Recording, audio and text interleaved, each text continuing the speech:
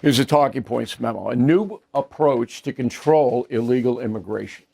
So yesterday I just scorched 10 states who are in rebellion against the federal government. So if you are a premium or concierge member on BillO'Reilly.com, you can watch our show and get a transcript anytime you want. All right? And that is a very big convenience if you are a seeker of knowledge. So we went over that this is a rebellion, and my column is up on BillO'Reilly.com that tells you which the states they are and what they're doing. And it's ironic because it happened 157 years ago, I believe it was. Andrew Jackson, same thing with South Carolina, and Jackson took care of South Carolina. You can't be in rebellion against the federal government. Well, anyway, I am now going to put forth to you I think a pretty good solution, not a 100% solution, but something that would work. So we have a 1952 immigration law. 1952 has not been upgraded because both parties don't want to upgrade it. They both use it for political advantage. So there's no drive to have a new immigration bill or laws, set of new laws, none. So 1952. And President Truman vetoed that bill, but his veto was overridden by Congress. The reason that Truman vetoed it was he didn't believe the bill had enough non-white opportunities for people to come to the United States. It was almost all white people that were allowed in here. That's why Truman vetoed it. Anyway, as everybody knows, Joe Biden let everybody in. No restraints. And according to the Migration Policy Institute, pretty good. They're pretty good. 14 million foreign nationals crashed in here under Biden. 14 million.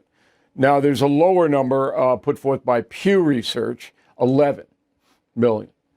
But it's still a colossal amount of people.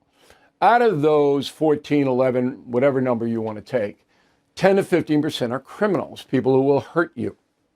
And that is a colossal number, too, that you add the foreign criminals to the domestic criminals, and you have a wave, and we've seen it.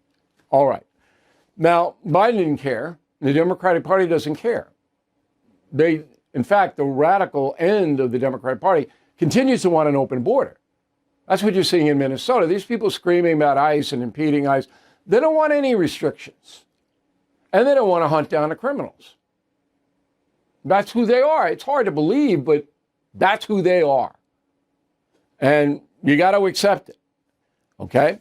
So you can't surrender to it. And if I was on a Hannity radio program today, you might want to listen to that.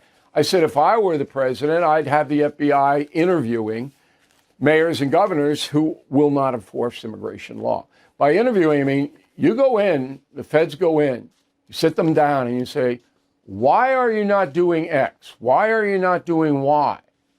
When you know that federal law trumps your state law. The federal law, you know that in the Constitution. That's what I've been doing now. Because if you're going to rebel against the United States and you're leading the rebellion, you're in trouble. So that has to be built. But that's not the solution. Here's the solution. So by executive order, again, Congress would never vote. You never get it into the Senate. Okay? By executive order, President Trump signs a proclamation that says if you are in this country without proper documentation, you need to go to your post office where there will be a Homeland Security form that you have to fill out. And the form will be your name, where you live, are you employed, how many children do you have, where did you come from, on and on and on. You fill it out. You put it back into the prepaid envelope and you send it to Washington, to Homeland Security, which then enters your questionnaire into a database. Now, you have 90 days to do it. That's fair, 3 months to do it. If you don't do it, then you are subject to immediate detention and deportation. That's it. You're going. And I don't think there's a court in the law that would block that, because that's national security. So then you separate the people, and the thugs, the criminals, are never going to answer the questionnaire, ever. So you put them in a category, and then you have the so-called law-abiding migrants in another category, and then you adjudicate them. So it goes into immigration courts, where you'd have to hire a lot more judges to do it, but they look at it and they say, there are some people who've claimed asylum. There are some people that are married to American citizens.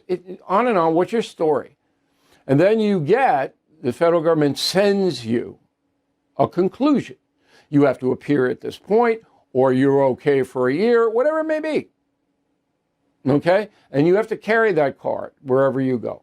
So if ICE stops you, you produce the card, I'm cooperating, then ICE lets you go.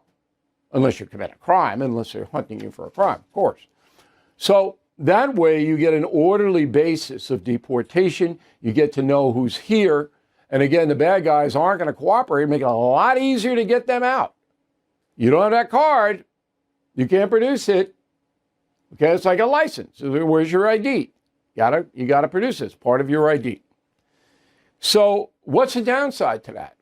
The liberals will say privacy. Privacy? What are you talking about? You're not supposed to be here.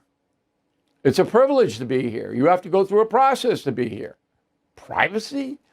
I don't believe the courts, the state courts in the rebellion places, of course, but federal courts are going to go, this makes sense. And this allows the federal government to step away and use a less heavy hand, which is good for the nation. All right, I can't do better than that. And I've been thinking about this for a long time. And again, Bill at BillO'Reilly.com, Bill at BillO'Reilly.com. I'd like to know whether you support or oppose that. And that's a memo.